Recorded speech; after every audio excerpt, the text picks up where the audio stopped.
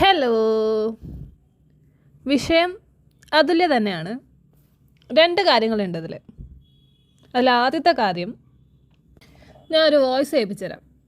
അത് കഴിഞ്ഞിട്ട് നമുക്ക് ബാക്കി കേൾക്കാം. പറയാം. നമ്മുടെ സമൂഹത്തിൽ വിവാഹ നിശ്ചയം കഴിഞ്ഞ എല്ലാ കാര്യങ്ങളൊക്കെ അറിഞ്ഞതല്ലേ. അപ്പോൾ പിന്നെ അത് മുടങ്ങിയാലും ആ കുട്ടിക്ക് പിന്നെയും പേരുദോഷം ഉണ്ടാവും, എൻ്റെ മകൾക്ക്. അതുകൊണ്ട് ഇങ്ങനെ നടത്താമെന്ന് തന്നെ വിചാരിച്ച് നിശ്ചയം കഴിഞ്ഞപ്പോൾ ഞങ്ങൾ മനസ്സിലായി ഇവന് അത്ര വെടിപ്പല്ലെന്ന്. അന്ന് പിന്നെ അങ്ങനെ കല്യാണമൊക്കെ നടത്തി. 2014 ആർപ്പാടമായിട്ട് കല്യാണമൊക്കെ നടത്തി നല്ല രീതിയിൽ. അന്ന് കല്യാണ പന്തലിൽ ഇവൻ മദ്യപിച്ചിട്ടാണ് വന്നത്. കല്യാണം അയ്യൻകോയിക്കൽ ധർമ്മശാസ്ത്ര ക്ഷേത്രത്തിൽ വെച്ചായിരുന്നു. കാരണം അവിടെ നിന്ന് വിവാഹ പാർട്ടി വരാൻ ആ വാഹനം ലേറ്റായി. മുഹൂർത്തം അടുത്ത ജസ്റ്റ് മൂമെൻറ്റിലാണ് എത്തിയത്. അപ്പോൾ ഞാൻ അത് അന്വേഷിച്ചപ്പോൾ അന്നേരം നമ്മൾ അറിയുന്നില്ലല്ലോ. ഞാൻ അന്ന് അന്വേഷിച്ചപ്പോൾ ഇവർ വരനും കൂട്ടനും അവിടെ ബാറിലൂടെ കയറിയിട്ടാണ് വന്നത്. മറ്റേ വണ്ടിയുടെ കൂടെ നിന്ന് ഡിവേർട്ട് ചെയ്തിട്ട് ബാറിലങ്ങോട്ട് പോയി കഴിച്ചിട്ടാണ് വന്നത്. പിന്നീട് എനിക്ക് മനസ്സിലായി, ഇവൻ്റെ മുഖം നോക്കിയപ്പോൾ എനിക്ക് മനസ്സിലായി പതിരമുണ്ടോത്തിരിക്കുമ്പോഴും മദ്യപിച്ചിട്ടായിരിക്കും. അവൻ്റെ ജ്യേഷ്ഠനുണ്ടായിരുന്നു, അയാൾ നല്ലപോലെ മദ്യപിച്ചിട്ടാണ് നിൽക്കുന്നത്, ഞാൻ കണ്ടു. ഇവരൊക്കെ നല്ല രീതിയിലുള്ള മദ്യപാനികളാണെന്ന് അറിയാം. കേട്ടല്ലോ. ദയവ് ചെയ്ത് ആരിങ്ങനെ ചിന്തിക്കരുത്. എൻഗേജ്മെന്റ് കഴിഞ്ഞിട്ട് അവനൊരു ചട്ടിയാണെന്ന് അറിഞ്ഞായിരുന്നെങ്കിൽ അപ്പം തന്നെ അത് എടുത്തിട്ട് കളയണമായിരുന്നു. അല്ലാതെ സ്വന്തം മോളെ പിടിച്ചിട്ട് ഒരു നാറിയെ ഏൽപ്പിച്ചിട്ട് കല്യാണം കഴിഞ്ഞ് കഴിയുമ്പോൾ അവൻ നന്നായിക്കോളും എന്ന് ചിന്തിക്കരുതായിരുന്നു.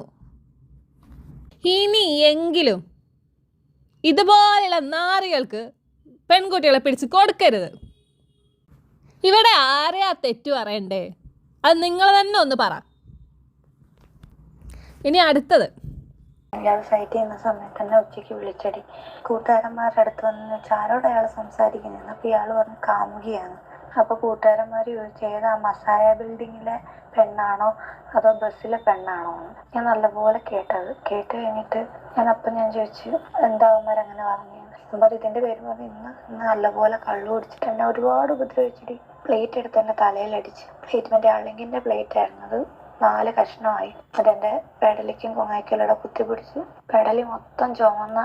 അയാളൊക്കെ തന്നെ അയാൾക്ക് ഒരു മാറ്റവും ഇനി വരാനും പോകുന്നില്ല. ചാൻസ് കൊടുക്കേണ്ടവരിങ്ങനെ ചാൻസ് കൊടുത്തോണ്ടേയിരിക്കും. ഒരുപാട് എന്നെ ഉപദ്രവിച്ചു. എൻ്റെ കൈ, കാല്, തുടപ്പാവൊക്കെ മുറിഞ്ഞു. ഹിയാടാ മോനെ സതീശേ, കെട്ടിയ പെണ്ണിനെ മര്യാദക്ക് നോക്കാതെ നീ കാമുകിമാരുണ്ടാക്കാൻ പോയേക്കാന്നോടാ ചെറ്റേ. അല്ലടാ, അന്ന് നീ വല്ല ഗ്ലിസറിനും എടുത്ത് കണ്ണി തേച്ചിട്ടാണോ അറിഞ്ഞു മെഴുകിയത്? അല്ല, കണ്ടിട്ട് എനിക്ക് അങ്ങനെയാണ് ഇപ്പം തോന്നുന്നത്. അന്ന് ഒരു സ്ക്രിപ്റ്റ് ഉണ്ടാക്കി വന്ന് അഭിനയിച്ചപ്പോൾ നീ വിചാരിച്ചു കാണത്തില്ല അല്ലേ ഇതൊക്കെ പുറത്ത് വരുമെന്ന്? അല്ലയോ? എന്തായാലും അവൾ മരിച്ചില്ലേ, ഇനിയിപ്പോൾ ആര് പറയാനാന്ന് വിചാരിച്ചാണ്. അതുകൊണ്ടായിരിക്കും അന്ന് അത്രയും പറഞ്ഞത്. നിന്റെ ആ എൻ്റെ കുഞ്ഞെന്നുള്ള വിളിയിലേ എനിക്ക് സംശയമായിരുന്നടാ. അതുകൊണ്ടാണ് ഞാൻ അന്ന് അങ്ങനെ തന്നെ പറഞ്ഞത്, അവൻ്റെ ഒരു കുഞ്ഞ്.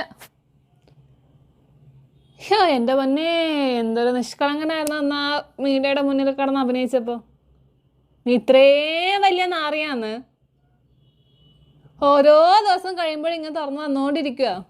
അല്ല, ജോലി പോയല്ലോ. അപ്പോൾ പിന്നെ ഇനി എങ്ങനെ നീ കുടിച്ച അറമാദിക്കാനുള്ള പൈസ കണ്ടെത്തും? ഈ കാമുകിമാരോട് പോയി ചോദിക്കുമോ? അല്ല, കുടിച്ചാൽ മാത്രം പോരല്ലോ, നിനക്ക് ആരെങ്കിലും എടുത്തിട്ട് തല്ലിയും കൂടെ വേണ്ടേ? 2 കാമുകിമാരുണ്ടെന്നല്ലേ പറഞ്ഞേ? ചെന്നെടുത്തിട്ട് തല്ല്. അതിനുള്ള ധൈര്യം ഉണ്ടോ നിനക്ക്? അല്ല, തിരിച്ചൊന്നും ചെയ്യാത്ത ആൾക്കാരെ ആയിരിക്കുമല്ലോ നീ തല്ലാനും കുത്താനും ഒക്കെ പോകുന്നത്. എല്ലാ പെൺപിള്ളേരും ഒരുപോലെയാണെന്ന് നീ വിചാരിക്കരുത് കേട്ടോ. ആരുടെങ്കിലും കൈകൊണ്ട് നിനക്ക് എന്തെങ്കിലുമൊക്കെ ഒന്ന് കിട്ടണം. പ്രാർത്ഥിക്കാം ഞാൻ. ശരി എന്നാൽ.